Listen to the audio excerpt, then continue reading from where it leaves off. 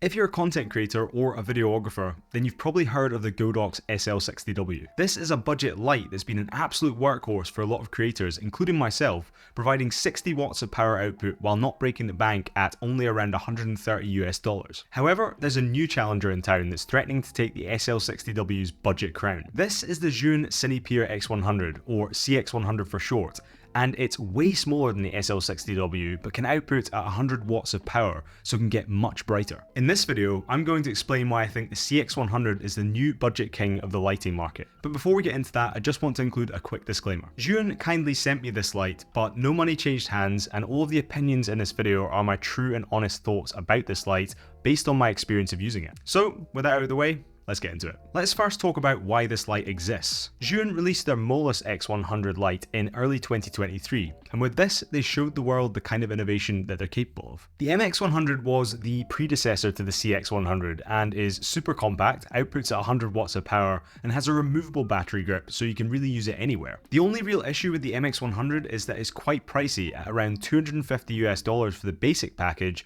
or $350 for the combo package that includes the removable battery grip. Fortunately, Zhiyun are aware of this and decided to release a budget version of the Molus X100, the CX100. This light goes for $199 and maintains most of the best features of the Molus X100 while making a few sacrifices. I'll quickly cover what you get in the box with this light. You get the light itself, a tiny reflector that fits the custom mount on the light, as well as a light dome diffuser that fits onto the end of the reflector. Finally, we get a USB-C to USB-C cable to allow us to charge up the light, along with some paperwork. So let's get on to the main features of the light and my experience of using it. Firstly, the CX100 has a battery grip that can power the light at full power for up to 30 minutes. However, in my testing, I actually achieved just under 37 minutes at full power before the battery died. At 50%, I got just under 72 minutes out of it. And at 20%, which is roughly the power output I use for these kind of talking headshots, I got around 2 hours and 45 minutes. This is honestly super impressive, and the battery life that I achieved at 50% or less power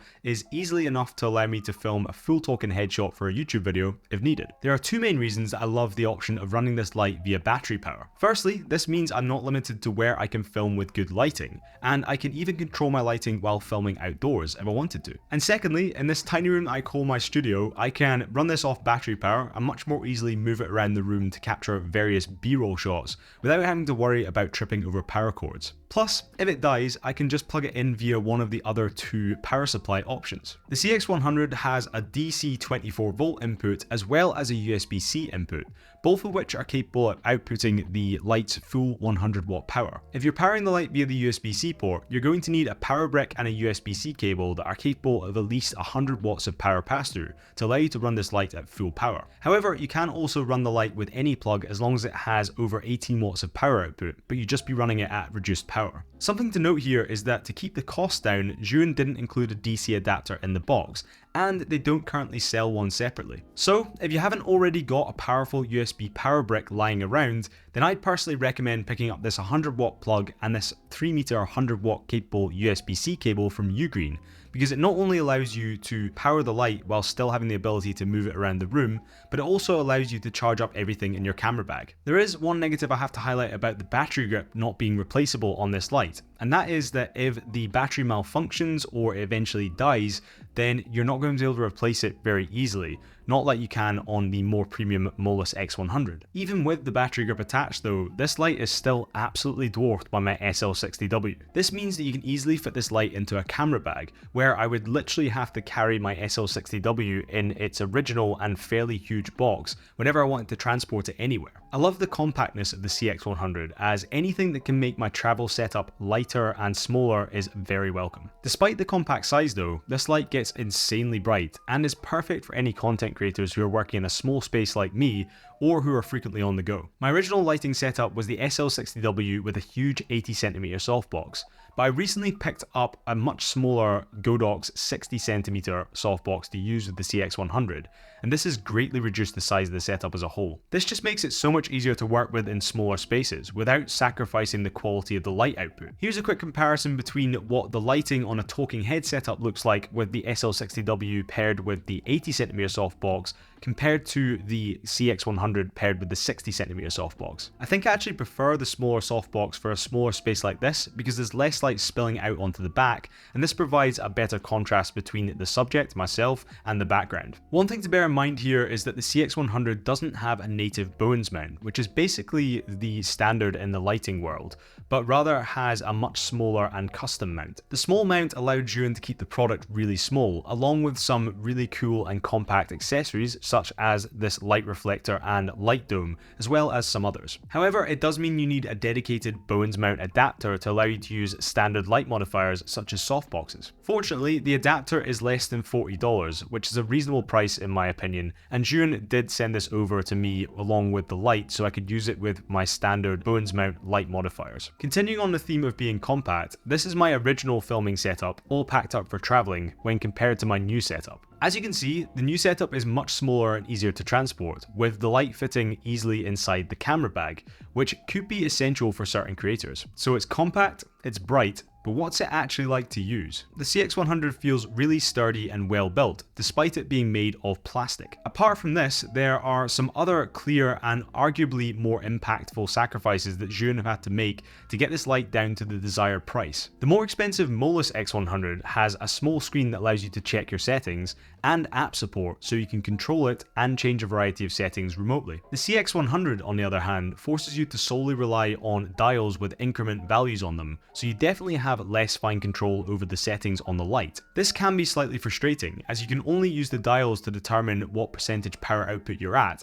and this dial only shows in increments of 20%. It's important to note that the lowest power output setting still outputs a fair amount of light, so it's not going to be suitable in situations where you need just a really dim amount of light. You also can't really accurately dial in a particular white balance value, because this is only shown in 6 increments on the white balance dial. This could be an issue and a potential deal breaker if you have a situation where you have to dial in a very accurate white balance, such as if you have to match the white balance of this light to another light, because these dials are going to make that particularly difficult. But saying that, it is good that you get a white balance range of 2700 Kelvin to 6500 Kelvin, because this allows you to make this light look as warm or as cold as your scene demands. The SL60W, on the other hand, has a fixed white balance of 5600 Kelvin, which means that the CX100 is much more flexible in a lot more situations. Zhiyun's budget offering also sacrifices the app control that you get in the more expensive MX100, which means that you don't have any way of remotely changing the settings on this light. This does make it slightly more difficult to dial in the correct exposure when you're trying to shoot a video of yourself as a solo creator. Even the SL60W has a remote that allows you to change the settings while you're sitting in front of the light,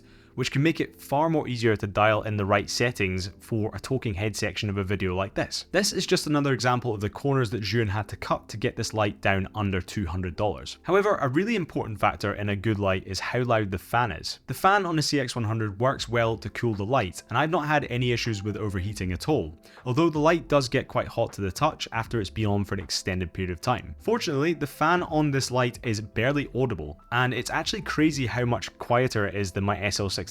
It's not really audible at all in my audio recordings, even when I'm sitting about a meter from the light itself. This is how the fan noise sounds from both the lights when the mic is set a few inches away from the light and the mic gain is set to the same level.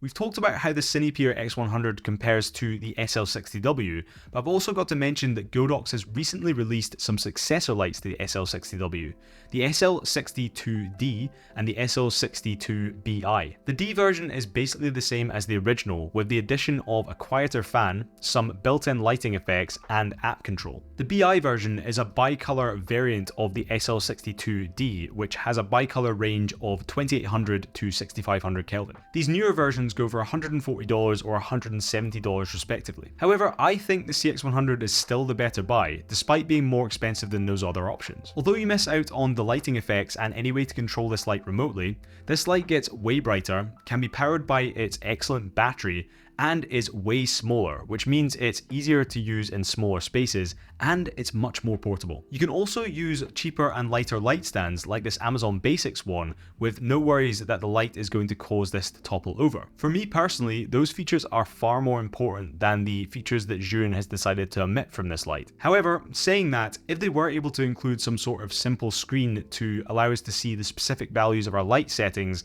as well as some way to remotely change the settings and control the light, that would make this light pretty much perfect in my eyes. But that's maybe something for them to take away for the next version of this product. But what do you think of this light? Does it look like a compelling product for your workflow? Let me know down in the comments below. I want to thank Zhiyun for sending over this light for me to test, and I've left some links down in the description if you want to pick up the CX100 or any of the other products that I've highlighted in this video. But if you're looking for tips on how to improve the lighting in your videos, then I'd recommend that you check out this video next. Otherwise, it's been an absolute pleasure, and I'll catch you all in the next video. Cheers.